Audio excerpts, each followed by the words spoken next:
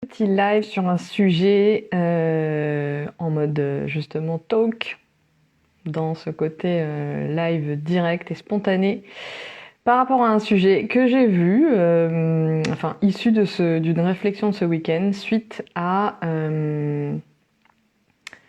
où j'ai entendu tout simplement un reportage sur un agriculteur. Sur l'agriculture en général et par rapport aux situations que ce secteur traverse, par rapport à cette notion de changement climatique, d'adaptation, etc.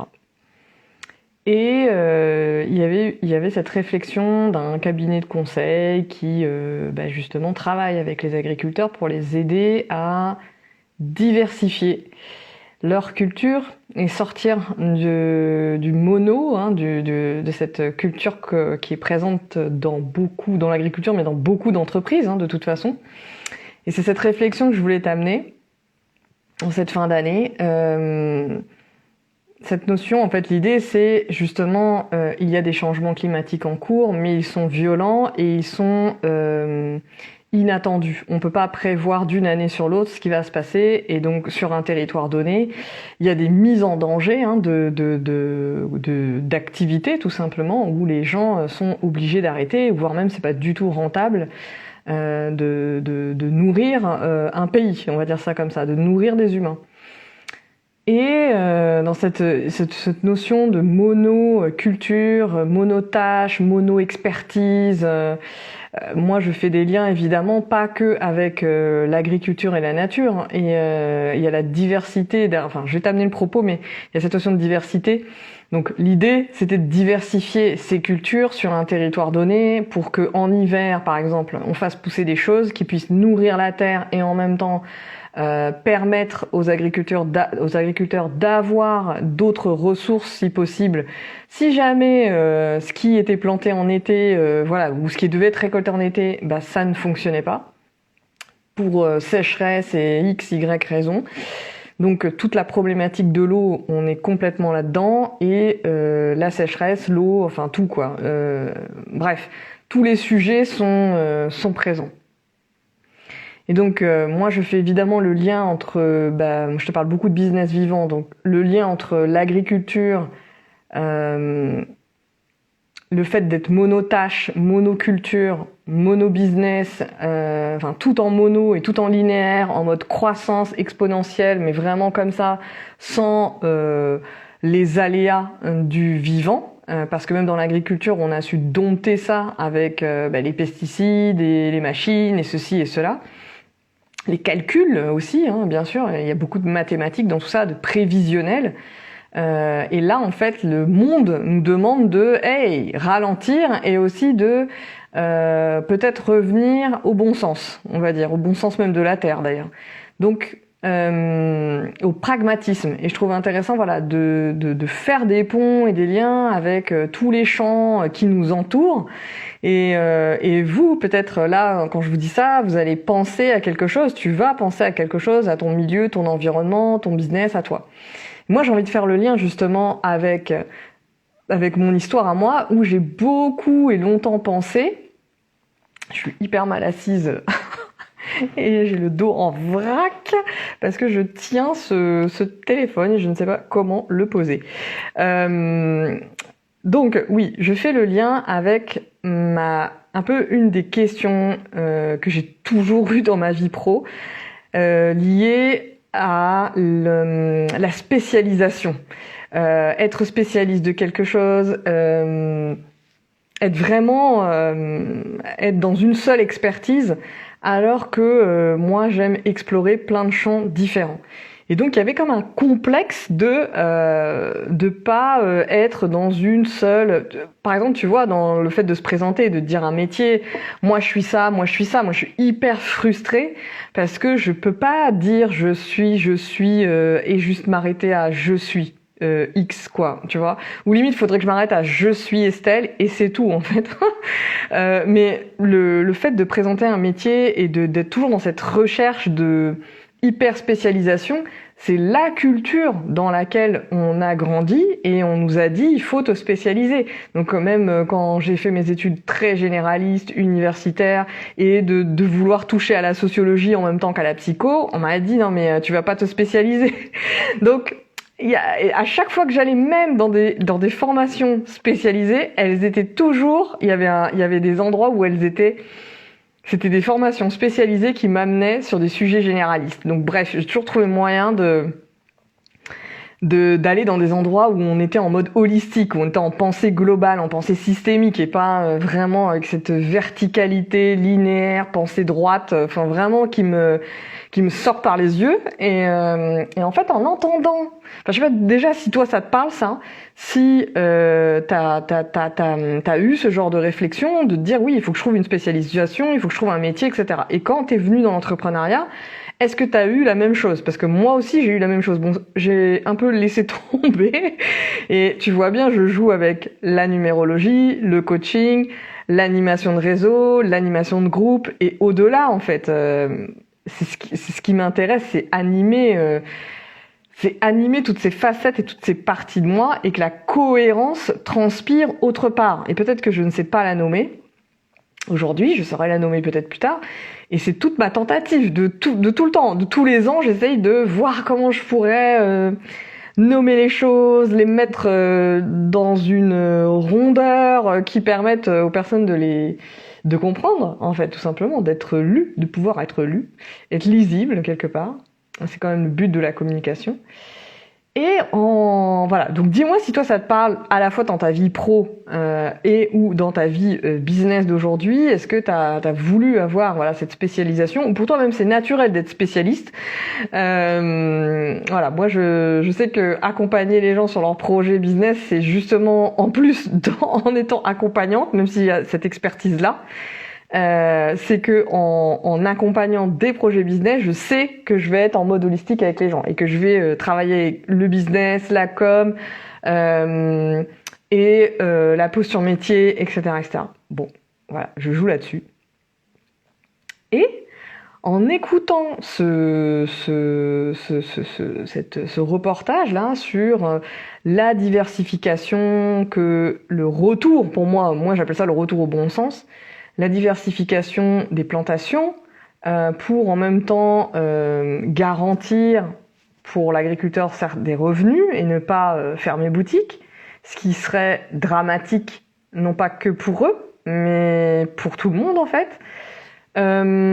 Au-delà, le fait de pouvoir sentir en fait une détente du coup chez eux, parce qu'ils se disent oui, on est en train de diversifier, du coup on n'est plus à miser, comme on dit, les œufs dans le même panier. Donc voilà, il y a quelque chose ici qui fait que la personne se détend, elle retrouve de la détente, même si le fait de changer de modèle économique, de changer les process, ça coûte énormément de temps et d'énergie et j'imagine de charge mentale. Mais il y a comme quelque chose qui était dans les discours, qui était présent sur cette forme de détente et de se dire on va pouvoir continuer quoi, une sorte d'espoir en fait.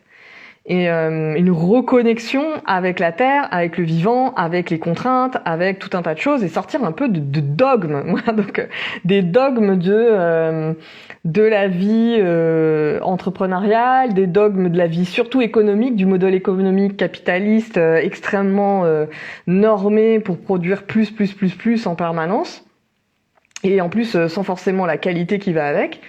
Donc il y avait cette tout ça qui me revenait et voilà, avec cette notion de business vivant, cette notion de cycle, le cycle nous des humains, des femmes, les cycles des saisons, l'époque où l'on vit, l'inscription, dans quelle époque nous sommes inscrits pour décrypter en fait ce qui se passe dans le réel. Et moi ce qui me venait c'était qu'en fait ça avait réconcilié quelque chose chez moi sur coucou Julie, ça avait réconcilié quelque chose chez moi sur cette notion de qu'en fait le futur non, c'est pas l'histoire de se lever tôt, mais le futur le futur est dans cette direction, c'est-à-dire de diversifier nos expertises, de mettre sur la table nos diverses expertises, nos diverses façons de travailler, nos diverses approches et de sortir de la culture du mono-business, mono-résultat, ça pourrait être ça aussi, mono-activité. Que dans une activité, voilà, on peut avoir plusieurs facettes et que en tant que professionnel, je parle pas des facettes de l'entrepreneur chef d'entreprise en interne en coulisses, mais en termes d'offre de service, ce que nous proposons est varié et que naturellement l'humain, pour moi, a des choses variées à proposer. Et cette notion, ça va avec le live que j'ai fait sur la retenue, hein, mais qu'est-ce que toi tu retiens dans ta créativité, dans tes offres, parce que tu crois qu'il faut être spécialiste? Voilà, je résume un peu ma question, mais pour moi, mon écran, voilà, c'est... Alors parce que j'avais laissé mon écran qui me servait de lumière.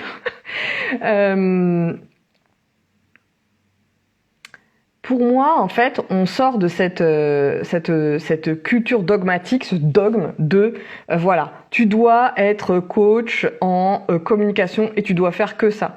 Tu es thérapeute Reiki, tu dois faire que du Reiki. Si tu montes d'autres facettes, ça va pas le faire. Donc ce côté dogmatique qu'ici, partout dans le monde business, on nous enseigne, que ça soit dans une CCI ou sur les réseaux sociaux, c'est la même chose, hein, c'est le même discours. Pardon, il faut trouver une niche. Pardon, il faut trouver une niche, il faut être spécialisé, ultra spécialisé, il faut communiquer que là-dessus, sinon les gens vont rien comprendre. Moi je ne crois pas à ça. Je crois que oui, il faut être lisible toujours, c'est évident, mais que c'est important de faire honneur à toutes nos facettes et de pas être dans cette retenue qui nous maintient dans une forme qui nous maintient dans la force, déjà, dans le forcing de la créativité, dans le forcing de la communication, dans le forcing de la vente, qui, du coup, nous épuise, comme la Terre est épuisée.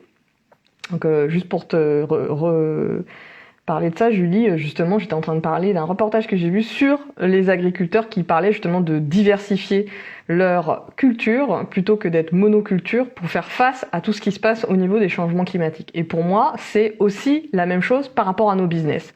Sortons de « je veux paraître comme ci, comme ça, je veux être une coach qui est reconnue que sur la partie business alors que moi, que je kiffe les rencontres amoureuses et que je veux faire ça ». Bon, là, mon histoire, c'est juste une histoire de temps. Et puis de repousser je sais pas quoi. Mais toi, ça peut être autre chose. Regarde où est-ce que tu te limites, regarde où est-ce que tu te dis « non, ça se fait pas ». Je pourrais pas parler de numérologie et de business en même temps, mais tu rigoles ou quoi? Donc il y a vraiment cet aspect-là, sortir des spécialisations, expertise poussée à l'extrême, qui te pousse toi dans la force. Par contre, c'est intéressant de se dire, dans mon expertise que je pousse, à un moment donné, je pourrais peut-être déléguer. Enfin, tu vois, c'est aussi peut-être ça qui est en train de se passer, c'est travailler ensemble, évidemment. Mais il n'est pas ici question de tout maîtriser, de tout savoir sur tous les sujets de la planète, hein, on est d'accord. Mais moi, ce qui m'intéresse, c'est de dire que la diversité humaine, c'est un de mes piliers. Quand je vois pas de gens divers, de différentes cultures, d'horizons, d'âge, de je sais pas tout ce que tu veux, je suis heurtée. Très souvent. Et donc du coup, je fuis en plus ces endroits-là, alors que non, je devrais pas fuir, je devrais juste ramener des gens. Bon, mais c'est vrai que des fois, t'es fatigué, tu vois, t'as envie d'avoir des espaces où tu rejoins les espaces et que tu trouves cette mixité-là. Autre chose, la diversité dans nos business. Donc pour moi, quand je parle de diversité de point de vue de culture, de la nature, des plantes, de sortir des monocultures, c'est sortir des mono-business. Pour nous laisser vivre, tout simplement. Donc on peut trouver ce vivant-là parce qu'on a la casquette de com, la casquette de notre métier, la casquette du comptable, la casquette de l'administration, blablabla, la casquette de la création de contenu. Mais au-delà de ça, dans l'offre que tu proposes et dans l'offre que tu vends, pour moi, il y a une vraie source de sécurisation ici. Pourquoi ? Parce que si le monde bouge sur le plan des cultures, il va aussi bouger sur nos business, hein, évidemment. Et que c'est un peu peut-être le principe des concept stores, j'en sais rien, mais c'est ce côté bazar même, j'ai envie de dire. Là, un peu le côté bazar, ouais, le bazar, les souks, quoi. Vraiment ce côté où non pas c'est complètement désordonné, parce que les gens qui bossent dans les souks, ils savent très bien où sont leurs affaires. Mais il y a ce côté, justement, comment on peut avoir cette diversité de talents et qui sont explorés et exposés au grand jour sans se planquer et sans se cacher. D'où cette histoire de retenue. Coucou Gabriel. Alors Julie, tu dis d'accord à 100%. Quand on me demande ce que je fais, on attend toujours que je dise une seule chose, alors que dans la réalité, on est 1000 choses en même temps et qui peuvent servir nos clients. Totalement. En mode cercle. En mode cercle. Et pour moi, le futur, il est basé là-dessus. Et c'est une inversion des peut-être 50, 60 dernières années. Parce que je pense que avant on était là-dedans, hein, dans cette diversité et puis il y a eu une époque où on a tout renversé, on est passé en mono et puis du coup on on a complètement oublié le sens et ce qui fait que les gens sont en burn-out en mode massif là et on a tout brûlé etc. On est tous inflammés, bref. Donc on s'amuse plus quoi, on a plus de kiff. Donc diversité des moyens. Je vais en venir là. Parce que quand tu as 3 offres, tu vois, on te dit souvent d'avoir comment on appelle ça, un catalogue d'offres ou un escalier d'offres. Voilà, il y a cette notion-là qui peut être présente, un escalier d'offres dans un même domaine. Voilà, tu fais un truc d'entrée, après une offre premium, après une offre super premium, j'en sais rien, une offre de groupe. Tu peux faire ton escalier comme ça. Déjà là, il y a une diversité, d'accord. Mais peut-être que ça suffit pas. Toi, tu as des talents où tu as envie de t'exprimer en accompagnement. Je vais parler aux accompagnantes là pour le coup. Tu as envie de t'exprimer en disant, je vais prendre mon exemple. Ouais, c'est plus simple. Faire des guidances collectives, d'aller faire des rendez-vous individuels de numérologie, d'aller faire des accompagnements sur 1 an avec des meufs qui sont dans le business depuis un certain temps, d'aller faire du groupe en one shot, de vendre des trucs parce que par saison, parce que tu sais que ça fonctionne comme ça et que toi t'aimes fonctionner en saison aussi. T'as envie de jamais reproposer la même offre, t'as envie au contraire de la proposer. Bah moi c'est ça que j'ai envie de t'inviter à faire. T'as envie de faire du tarot. Du tarot dans tes offres en même temps que de la numéro, en même temps que du business coaching, eh ben vas-y en fait, j'ai envie de te proposer ça. Donc moi c'est ça que je regarde, c'est ça que j'ai envie de te dire. Et pourquoi c'est important? C'est pas juste pour le kiff, hein. Bon c'est super le kiff, le plaisir, le kiff et tout ça, mais ah mince, j'ai appuyé sur rejoins la vidéo, je sais pas ce que j'ai fait. Qu'est-ce que je voulais te dire? Attends, je me suis perdue dans mon délire. C'est la notion parce que voilà, les gens quand ils ont fonctionné pendant ce temps-là, en mode j'allais dire monogamie, monogamie, mono-business, monoculture, mono-offre, je sais pas quoi, expertise à fond les ballons, cramage, feu et burn-out derrière à la clé, parce que dis-toi que dans l'entrepreneuriat, le nombre de burn-out, il est aussi important que celui qu'il y a dans le monde des entreprises salariées, puisque c'est la même chose. Voilà, donc on se déplace juste, hein, c'est juste pareil. Mais l'important que moi je vois, oui, c'est pas pour le kiff, c'est pour la sécurité, la stabilité de ton entreprise. Voilà de quoi j'ai envie de te parler. C'est-à-dire que au lieu de passer 1000 ans à chercher c'est quoi ta spécialité, ton expertise phare, et que si et que ça, en faisant 150 tests et je sais pas quoi, en croyant que tu as un problème. Tu vois, c'est un peu le sujet des multipotentiels. Il y a une mode comme ça où c'était un vrai sujet, des multipotentiels. Bon, moi, je suis pas très sensible à tous ces trucs de mode là, donc j'ai du mal à utiliser ces mots. Mais si toi ça te parle, ça te parle. Donc multipotentiel, cercle. Moi, c'est la notion de cercle, c'est rassembler les parts de soi, les facettes de soi, pouvoir les exprimer sans se retenir, sans s'excuser, sans je sais pas quoi justifier, parce que dans ce milieu on parle pas de ça, je sais pas quoi. Non, franchement, cette époque est révolue. L'époque est à la diversité. C'est cette diversité qu'on cherche tous, tiens, dans la nature. Pourquoi? Pour aussi éviter certaines crises dont tu as entendu parler ces 2 dernières années. Donc voilà, il y a des choses de ce type-là aussi. Donc sécurité, elle est là. La sécurité, la stabilité, comme je parlais des agriculteurs, c'est le fait de se détendre. Parce que si toi, tu as des offres long terme, des offres court terme, des offres one-shot, des offres en groupe, des offres avec des collègues, des offres en solo, il y a quelque chose qui peut se détendre chez toi. Il s'agit pas de dispersion et de faire évidemment attention à là où tu mets ton énergie, et si tu te disperses comme une psychopathe à être partout et nulle part à la fois, c'est évident. Ça a besoin d'être questionné. Mais regarde où tu peux explorer tes talents avec facilité. Je sais plus avec quel client je parlais de ça. Là où c'est facile, non, c'est avec le groupe de business sensible. Là où c'est facile, on n'y va pas. D'accord, on va là parce que là où c'est compliqué, parce qu'on kiffe la complexité, parce qu'on est des espèces de élèves surdoués, intelligentes, intello, sages, tout ce que vous voulez. Franchement, là, on n'en veut plus en fait de toutes ces personnes sages et intello qui ont été expertes dans des milieux et qui ont, nourrit le système en fait quelque part. Là, c'est intéressant de regarder aussi où est-ce qu'on nourrit le système. Et là, ce qui est intéressant, c'est de voir comment on peut se nourrir soi et nourrir les autres autrement. Il y a des expertes avec lesquelles je travaille sur des sujets, par exemple, là en ce moment pour moi, sur des points sur la santé. Mais elles sont pas expertes juste dans un domaine précis. Elles sont, comme je disais par rapport à mes formations, elles vont avoir un sujet, une thématique où là, elles vont plonger dans la thématique, mais à travers la thématique, elles vont l'explorer avec plein de facettes différentes. Elles vont toucher à la nourriture, elles vont toucher à la santé mentale, elles vont toucher aux huiles essentielles, elles vont toucher à je sais pas quoi au niveau physique et respiration, blablabla. Et donc, en fait, le truc, c'est qu'elles vont explorer plein de facettes d'elles-mêmes dans leurs accompagnements, tout en étant experte d'une thématique et d'un sujet. Et donc, je trouve que c'est intéressant de regarder où est-ce que toi, tu es experte dans un sujet et une thématique qui te tient vraiment à cœur, où tu te dis, waouh, dans toute cette thématique, en fait, je vais voyager et je vais explorer et voyager aussi mes propres facettes, mes propres compétences, mes propres savoirs, en fait. Il y a quelque chose ici que je trouve intéressant de se décentrer de soi et de voir le sujet qu'on veut embrasser.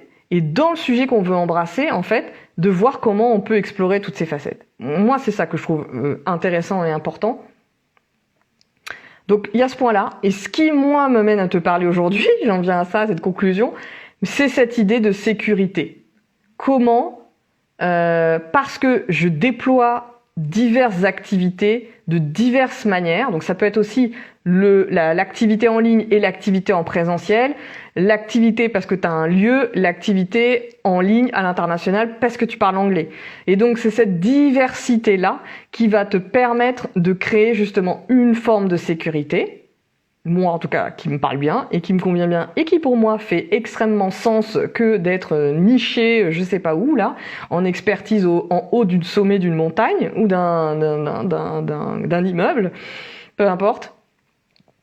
Mais voilà, ce que je voulais te partager sur ce sujet de l'expertise et de la diversité et cette notion de positionnement, que pour moi, c'est pas parce qu'on a un sujet phare qu'on embrasse, une diversité d'expertise et de centres d'intérêt à travers ce sujet, qu'on sort d'un positionnement et que notre positionnement devient flou. Bien au contraire, pour moi, notre positionnement, il devient extrêmement clair, il devient riche, plein de richesses. C'est vers ça que moi, j'ai envie d'aller, moi en tant que cliente, là, quand je dis ça, je regarde si les personnes touchent à tout un tas, englobent plusieurs sujets et ne sont pas mono. Parce que quand j'ai affaire avec des gens mono, en général, ils comprennent pas vraiment les systèmes et cette pensée non systémique me dérange en fait. J'ai besoin de gens qui comprennent le système. Et surtout dans quelle position ils sont dans le système aussi. Où tu joues, quoi. Sur quel terrain tu joues, en fait. Et donc, ce positionnement, non seulement pour moi, il me paraît clair, mais en plus, ce positionnement, en termes physiques, physiquement, t'es positionné sur ta terre.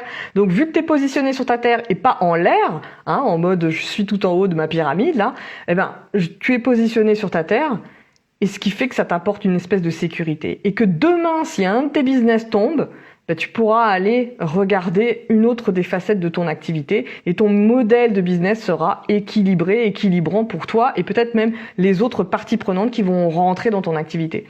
Donc, dis-moi comment ce sujet te parle, cette notion de spécialité dont on t'a rabâché les oreilles peut-être pendant toute ta jeunesse et toute ta vie professionnelle et peut-être quand tu es devenu entrepreneur, on t'a demandé de choisir.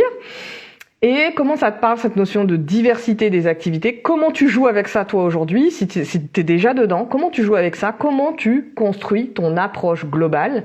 Et comment ça te parle en lien avec la sécurité, ton modèle d'activité et de business? Comment ça joue pour toi, ce sujet-là? Voilà, je te dis à bientôt. N'hésite pas à faire des commentaires, à partager à tes collègues entrepreneurs qui ont besoin d'entendre des points de vue différents. Ciao!